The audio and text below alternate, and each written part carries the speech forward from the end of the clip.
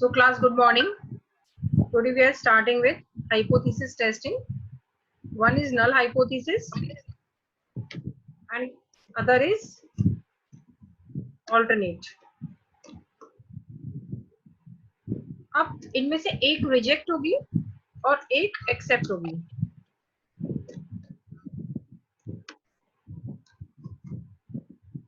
अब ये डिसीजन हमें लेना है कि किसको एक्सेप्ट करना है और किसको रिजेक्ट करना है. ये डिसीजन कहलाता है हाइपोथेसिस टेस्टिंग प्रोसीजर. मैं इस पूरे प्रोसेस को आपको क्लियर करती हूँ. This is a 6 step procedure. पूरा स्टेप वाइज ले लेती हूँ.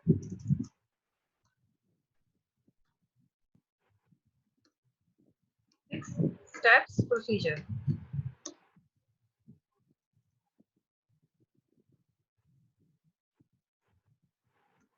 एक एक स्टेप लेती हूँ और मैंने आपको 2 मेथड्स बताए थे हाइपोथेसिस टेस्टिंग के. 2 मेथड्स मैंने आपको कौन से बताए हैं? 2 मेथड्स मैंने आपको बताए हैं हाइपोथेसिस टेस्टिंग के. एक तो है आपका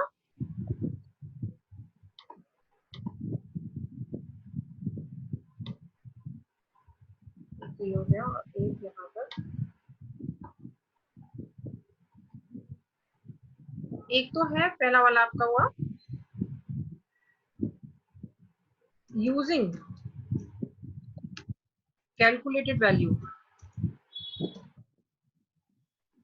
टेबुलेटेड वैल्यू, कैलकुलेटेड वैल्यू. हाँ, कैलकुलेटेड वैल्यू और टेबुलेटेड वैल्यू, जो आप वैल्यू कैलकुलेट करते हैं. और एक दूसरा हुआ आपका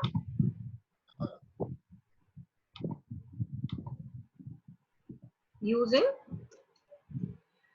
पी वैल्यू. पी वैल्यू या फिर इसको सिग्निफिकेंस लेवल भी बोलते हैं. मैं आपको पूरा डिटेल में क्लियर करती हूँ ये क्या है. आज हमारी क्लास थोड़ी लंबी भी खिंच जाएगी तो भी हम इसको फिनिश कर लेंगे. यूजिंग पी वैल्यू या सिग्निफिकेंस वैल्यू, सिग्निफिकेंस लेवल. अब मैंने यहाँ पर बताया था आपको कि 6 स्टेप प्रोसीजर है. 6 स्टेप्स में क्या आता है आपका, मैं आपको 1 बाय 1 ये सारे स्टेप्स बताती हूँ. स्टूडेंट्स अभी कितने हैं हमारे? 24 आए अब तक. तो 6 स्टेप्स प्रोसेस में बेटा आपके जो भी 6 स्टेप्स हैं या तो आप नोट करते जाओ या मैं यहाँ बता देती हूँ तो और ज्यादा अच्छे से क्लियर हो जाएगा. पहला स्टेप तो यही है जो आप शुरू में ही कर चुके हैं, स्टेट द नल हाइपोथेसिस.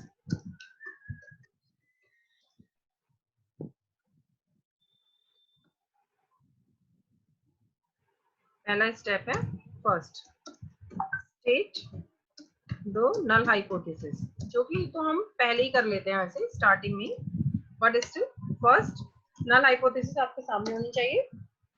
उसके बाद चूज और select your appropriate statistical test. जो स्टैटिस्टिकल टेस्ट एप्रोप्रिएट हो. बहुत सारे तरीके होते हैं कि हम कैसे कहें कि कौन सा एप्रोप्रिएट है, कौन सा टेस्ट एप्रोप्रिएट नहीं है. There many ways. Statistical test कौन सा एप्रोप्रिएट है उसके लिए बहुत तरीके हैं. आप अपना डेटा देखेंगे, आपका डेटा टाइप कैसा है, आपका स्केल टाइप कौन सा है, ऑर्डिनल या रेशियो या इंटरवल या नॉमिनल, उस पर भी डिपेंड करता है स्टैटिस्टिकल टेस्ट कौन सा आप लेंगे. और आपकी कैरेक्टरिस्टिक्स पे डिपेंड करता है, वेरिएबल की कैरेक्टरिस्टिक्स क्या है उस पर भी डिपेंड करता है. ये बहुत सारी चीजों पे डिपेंड करता है. आपका डेटा नॉर्मल है, नॉर्मली डिस्ट्रीब्यूटेड है या नहीं है उस पर भी डिपेंड करता है. और आपका डेटा टाइप कौन सा है और स्केल और characteristics, there are so many things जिन पे डिपेंड करता है. तो इसके लिए आपको किसी स्टैटिस्टिशियन की हेल्प लेनी होगी कि आपके डेटा के लिए एप्रोप्रिएट स्टैटिस्टिकल टेस्ट कौन सा है. उसके बाद में आप सेलेक्ट करेंगे सिग्निफिकेंस लेवल. ये भी मैं बताती हूँ क्या होता है. ये स्टेप बाय स्टेप चलेंगे. एंड हाइपोथेसिस टेस्टिंग जो आपका यूनिट 3 में है, ये पूरा ब्रॉडली यहाँ पे मैं कंडक्ट कर रही हूँ उसकी क्लास. तो पूरा आप हाइपोथेसिस टेस्टिंग आज समझ लीजिएगा और प्लीज आज की क्लास मिस मत करो. और बाकी और जो अपने फ्रेंड्स वगैरह हैं उनको भी बोल दो कि ज्वाइन कर ले। आज बहुत कम स्टूडेंट्स हैं, 26 है, जबकि हमेशा स्टूडेंट्स 40 तक पहुंचते हैं। तो आप प्लीज बोल दो, ये बहुत इंपॉर्टेंट है। इस पे कई बार लॉन्ग क्वेश्चन भी आता है। Select the desired level of significance, then compute the calculated value. Compute the calculated value. जो भी आपका टेस्ट है उसकी कैलकुलेटेड वैल्यू होती है। Calculated value of chi square test, calculated value of ANOVA, calculated value of Z test, calculated value of T test, हर किसी की एक कैलकुलेटेड वैल्यू होती है। उसके बाद मैंने आपको बताया था हर टेस्ट की, कल भी बताया था, हर टेस्ट की एक टेबल होती है, उसके अंदर से हम टेबुलेटेड वैल्यू निकाल लेते हैं। तो वो टेबुलेटेड वैल्यू भी आपके पास होनी चाहिए। इसको क्रिटिकल वैल्यू भी बोलते हैं। So obtain critical value या tabulated value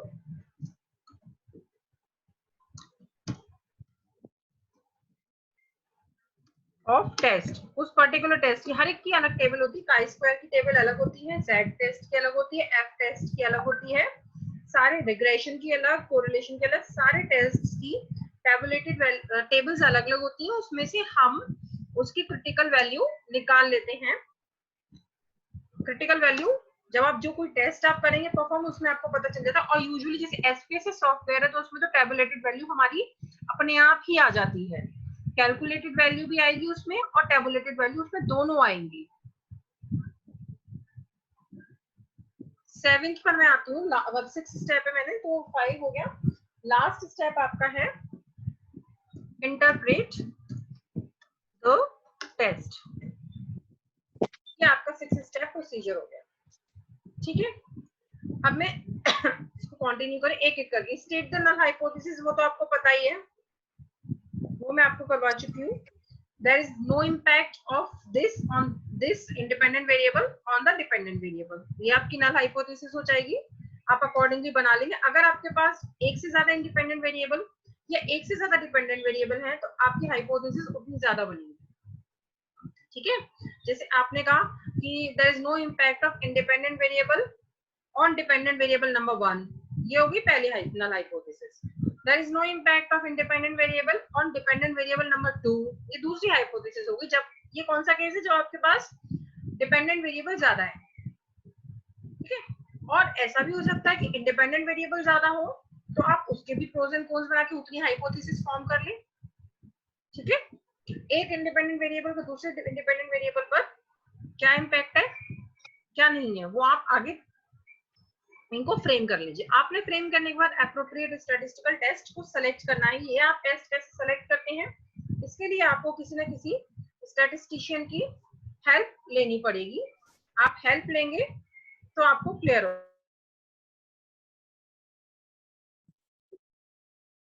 आप जब टेस्ट की हेल्प लेंगे तो आपको किसी भी स्टैटिस्टिशियन की आप हेल्प लेंगे तो आपको ये क्लियर हो जाएगा कि एप्रोप्रिएट टेस्ट आपको कैसे सेलेक्ट करना है। वही आपको सेलेक्ट करने में हेल्प भी कर देते हैं। Then select the desired level of significance. इस पर आते हैं, लेवल ऑफ सिग्निफिकेंस क्या होता है और लेवल ऑफ सिग्निफिकेंस का क्या मतलब है। देखो, आप लोग अपनी बात को कितना % ट्रू बोल सकते हो, आपने जो भी कुछ बोला है वो कितना % ट्रू है, कितना % फॉल्स है, बता सकते हो। मैं अगर कुछ भी कहने जा रही हूँ, मैं अपने रिजल्ट्स में कहने जा रही हूँ कि okay particular community behaves like this while purchasing a product. कोई भी चीज जो मैं कहने जा रही हूँ उस बात को मैं कैसे जस्टिफाई करूंगी। मैं ये तो नहीं कह सकती कि मेरे रिजल्ट्स 100% ट्रू है। क्या किसी के रिजल्ट्स 100% ट्रू होते हैं कभी, बताइए। No, ma'am. नहीं होते ना, कभी भी 100% ट्रू नहीं होते। Imaginary situation. तो आपको अपना एक लेवल ऑफ सिग्निफिकेंस डिसाइड करना होगा। ये 100% ट्रू कभी भी नहीं होता है, कोई भी चीज 100% ट्रू नहीं होती है। तो आप कहेंगे कि मेरी जो रिजल्ट है या तो वो 99% ट्रू है। मैम पर इसमें एक्सेप्शंस तो आते होंगे ना। हाँ जी, एक्सेप्शंस तो आते होंगे, जैसे फैक्ट्स वगैरह हुआ है, फैक्ट्स तो एक्सेप्शंस तो अलग हटा दीजिए, एक्सेप्शंस के बाद भी जिस पर आप ट्रू बोल रहे हैं ना, उसमें भी यूजुअली चीजें 100% ट्रू नहीं आती है निकल कर। अगर आप 100% आपकी रिसर्च के अकॉर्डिंग भी आप बोल देंगे ना, तो भी कोई ना कोई एक बंदा ऐसा होगा जो उसके अकॉर्डिंग बिहेव नहीं कर रहा होगा। तो जो थ्योरीज होती है कई बार वो भी फेल होती हैं। तो बिहेवियर के केस में आप हर चीज प्रिडिक्ट नहीं कर सकते, आपकी चीज 100% ट्रू नहीं होगी, हमेशा आपकी रिसर्च 99% ट्रू होगी या 95% ट्रू होगी। तो हमें ये बोलना होता है कि हमारी रिसर्च कितनी ट्रू होगी। अगर मेरी रिसर्च 99% ट्रू है, इसका मतलब ये है कि मेरा सिग्निफिकेंस लेवल 1% है, यानी कि 1% मेरी बात झूठ हो सकती है। तो लेवल ऑफ सिग्निफिकेंस का क्या मतलब हुआ, कितने उतनी चीज को आप हटा दीजिए, मींस कितने कॉन्फिडेंस के साथ आप कह सकते हैं कि मेरा रिजल्ट ट्रू है। अगर मेरा रिजल्ट 95% ट्रू है, तो इस केस में मेरा लेवल ऑफ सिग्निफिकेंस आएगा 5%। क्लियर? यानी कि 100 में से आप अपनी ट्रूथफुलनेस को माइनस कर दें तो आपका लेवल ऑफ सिग्निफिकेंस आ जाता है। तो ये तो था आपका केस नंबर 1, ये था आपका केस नंबर 1। यहां पर 99% ट्रू है और 1% ट्रू नहीं है। सिमिलरली ये जो 5% ट्रू है, सॉरी 5% ट्रू नहीं है दूसरे केस में, और 95% ट्रू है।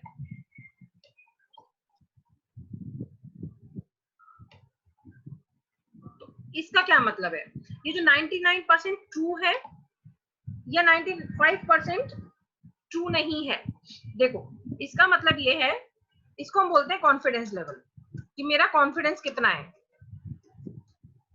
तो यहाँ पर 99% और 95% क्या हो गया, हमारा कॉन्फिडेंस लेवल हो गया। पहले केस में 99% कॉन्फिडेंस लेवल है, दूसरे केस में 95% कॉन्फिडेंस लेवल है। और ये वाले जो केस था आपका, ये 1% और 5% क्या हुआ, ये हो गया सिग्निफिकेंस लेवल।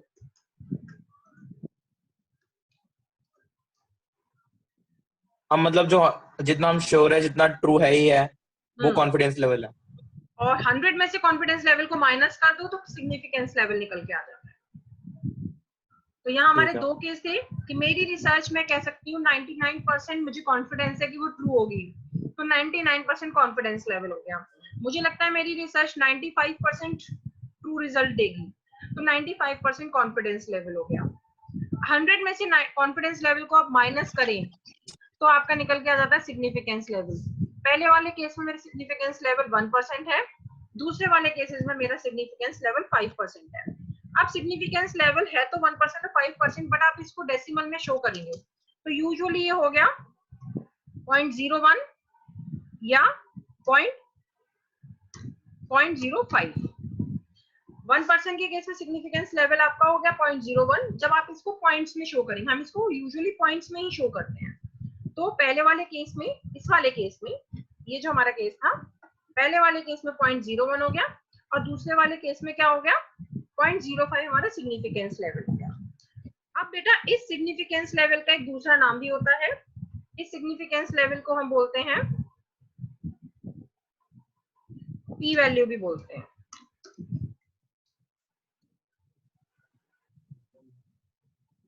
मैं अपना पूरा लेक्चर रिकॉर्ड भी कर रही हूँ, आपको इसकी रिकॉर्डिंग भी मिल जाएगी, बट इसको अभी समझते जाओ, इसकी पूरी रिकॉर्डिंग भी आपको अवेलेबल हो जाएगी, सो यू डोंट वरी। इतनी बात सबको क्लियर हुई?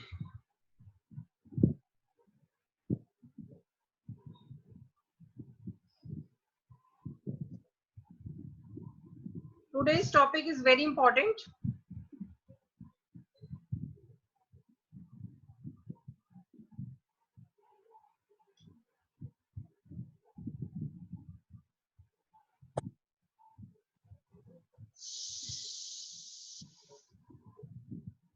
So, ये P वैल्यू भी कहलाता है, सिग्निफिकेंस लेवल और P वैल्यू। अब एक मैं यहाँ पे फॉर्मूला है, यहाँ पर हमारा क्या ड्राइव हुआ, एक फॉर्मूला हमारा ये ड्राइव हुआ यहाँ पर। अगर आपको परसेंटेज में सिग्निफिकेंस लेवल लेना है तो, और अगर परसेंट में नहीं लेना, पॉइंट में लेना है तो वो क्या है, मैं उसको भी क्लियर करती हूँ आपको। वो ये रहा, significance level equals to 1 minus confidence level. अगर पॉइंट्स में ले रहे हो तो, पॉइंट्स में नहीं ले रहे हो, अगर इसे परसेंटेज में ले रहे हो तो एक दूसरा फॉर्मूला डिराइव होकर आता है, वो ये रहा। अगर आप सिग्निफिकेंस लेवल और कॉन्फिडेंस लेवल को परसेंटेज में ले रहे हैं तो सेकंड वाला फॉर्मूला, अगर आप इसको सिग्निफिकेंस लेवल और कॉन्फिडेंस लेवल को परसेंट में नहीं ले रहे हो, आप इसको ले रहे हो पॉइंट्स में, फ्रैक्शंस में, तो ये पहला वाला फॉर्मूला हो गया in percentage. Clear? This is very very important topic class, so please understand it. जहां भी क्वेरी है आप रेज हैंड करो। अब ये आपका सिग्निफिकेंस लेवल और कॉन्फिडेंस लेवल पॉइंट नंबर 3 तक हमारा फिनिश हो गया।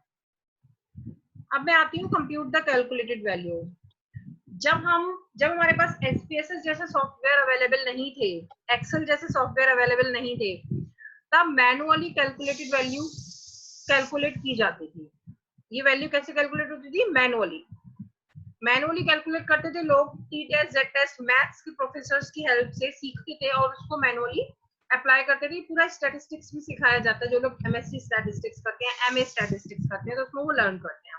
बट नाउ अडेज एक पर्सन जो स्टैटिस्टिशियन नहीं है वो भी कैलकुलेट कर सकता है। कैसे? एक्सेल या SPSS जैसे सॉफ्टवेयर की हेल्प से। हम जैसे लोग जो स्टैटिस्टिशियन नहीं है, लेकिन हम एक स्टैटिस्टिशियन की हेल्प से एक एप्रोप्रिएट बस टेस्ट समझ लेते हैं कि कौन सा है। टेस्ट समझने के बाद हम भी उसको रन कर सकते हैं, क्योंकि हमारे पास SPSS या एक्सेल है। तो हम क्या करते हैं, उसकी कैलकुलेटेड वैल्यू SPSS में आपको लैब में जैसे मैं सिखाती आ रही हूँ, कल भी मैंने प्रैक्टिकली बताया था, आगे भी प्रैक्टिकल और लेकर बता दूंगी इसको। कैलकुलेटेड वैल्यू को हम कंप्यूट करते हैं। कैलकुलेटेड वैल्यू कंप्यूट की, दैट्स डन। उसके बाद में उसके कॉरेस्पॉन्डेंस वैल्यू टेबल में देखी जाती है। उसके कॉरेस्पॉन्डिंग वैल्यू टेबल में देखकर हम क्रिटिकल वैल्यू निकाल लेते हैं या टैबुलेटेड वैल्यू निकाल लेते हैं। अब मैं बताती हूँ इसको आगे कि हम इसको इंटरप्रेट कैसे करते हैं। इसको इंटरप्रेट कैसे करते हैं,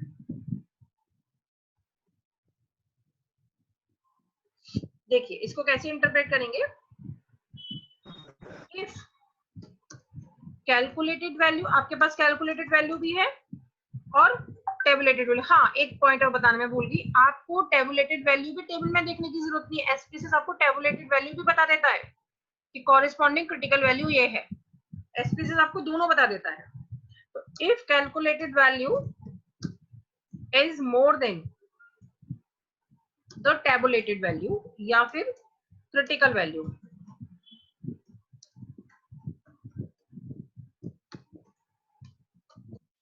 then what should you do? Reject null hypothesis.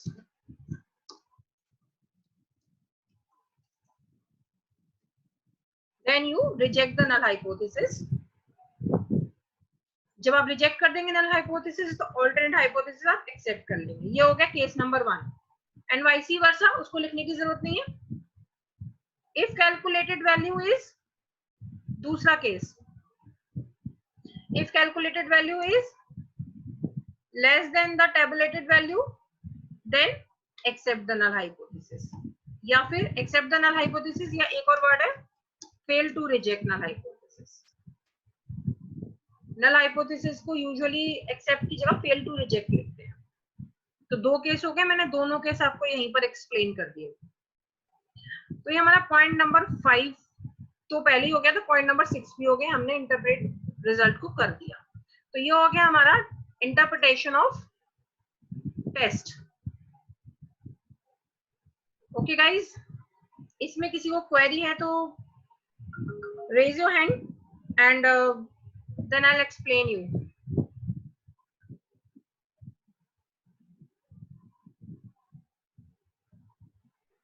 बताइए।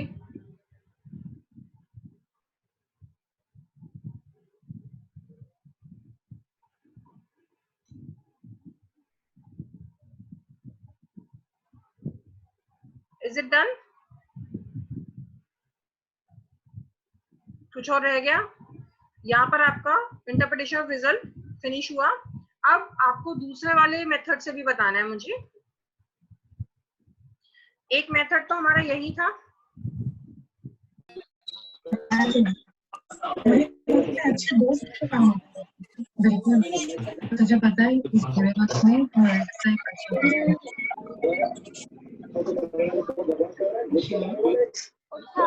देवा मेरे को उठा ले। मकान और सामान दोनों का बीमा करवा दे ताकि जाके ये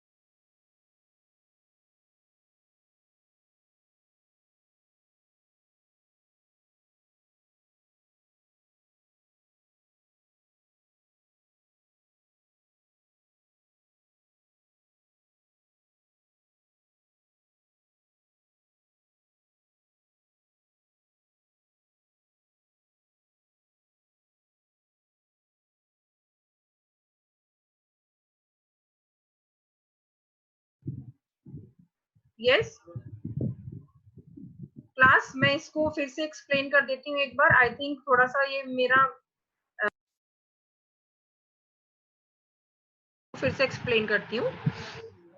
आई जस्ट सॉ कि म्यूट पर था। तो आपके दो केस थे हाइपोथेसिस टेस्टिंग के, अभी मैंने पीछे आपको एक्सप्लेन किया लास्ट व्हाइट बोर्ड पर, वो मैंने आपको एक्सप्लेन किया था कि दो तरीके हैं, एक तो कैलकुलेटेड वैल्यू की हेल्प से और एक आप पी वैल्यू की हेल्प से हाइपोथेसिस को टेस्ट करते हैं। तो कैलकुलेटेड वैल्यू वाला मैंने आपको बता दिया, if calculated value is larger than the tabulated value then reject the null hypothesis. If calculated value is less than the tabulated value, then accept the null hypothesis.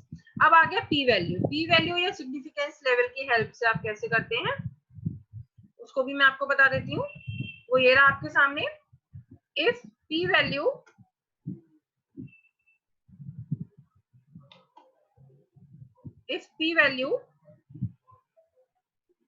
is less than the level of significance, means 0.05 से कम है, तो reject the null hypothesis, else accept the null hypothesis.